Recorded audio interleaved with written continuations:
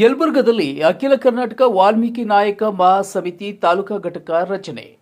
ಯಲಬುರ್ಗಾ ತಾಲೂಕಿನ ಚಿಕ್ಕ ವಂಕಲಕುಂಟಿ ಪ್ರವಾಸಿ ಮಂದಿರದಲ್ಲಿ ಅಖಿಲ ಕರ್ನಾಟಕ ವಾಲ್ಮೀಕಿ ನಾಯಕ ಮಹಾಸಮಿತಿಯ ರಾಜ್ಯಾಧ್ಯಕ್ಷ ಆರ್ ರವಿಚಂದ್ರ ಅವರ ಆದೇಶದಂತೆ ಯಲಬುರ್ಗಾ ತಾಲೂಕು ಘಟಕದ ವಿವಿಧ ಪದಾಧಿಕಾರಿಗಳನ್ನು ನೇಮಕ ಮಾಡಲಾಯಿತು. ಇನ್ನು ಕಾರ್ಯಕ್ರಮ ಉದ್ದೇಶಿಸಿ ಮಾತನಾಡಿದ ನಿಕಟಪೂರ್ವ ಅಧ್ಯಕ್ಷ ಮಾನಪ್ಪ ಪೂಜಾರ್ ಅವರು, ವಾಲ್ಮೀಕಿ ನಾಯಕ ಸಮಾಜದ ಅಭಿವೃದ್ಧಿಗೆ ಸಂಘಟನೆ ಅಗತ್ಯವಾಗಿದ್ದು, ಸಮಾಜ ನಿರ್ಮಾಣ, ಆರ್ಥಿಕ ಸಬಲೀಕರಣ ಹಾಗೂ ಸಮಸ್ಯೆಗಳ ಪರಿಹಾರಕ್ಕೆ ಸಂಘಟನೆ ಪ್ರಮುಖ ಪಾತ್ರ ವಹಿಸುತ್ತದೆ ಎಂದು ಹೇಳಿದರು.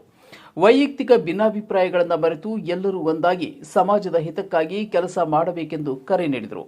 ಇನ್ನು ಈ ವೇಳೆ ತಾಲೂಕು ಹಾಗೂ ಯುವ ಘಟಕದ ಪದಾಧಿಕಾರಿಗಳನ್ನು ಘೋಷಿಸಲಾಗಿದ್ದು, ಕೆಲವು ಮುಖಂಡರು ಹಾಗೂ ಸಮಾಜದ ಗಣ್ಯರು ಉಪಸ್ಥಿತರಿದ್ದರು.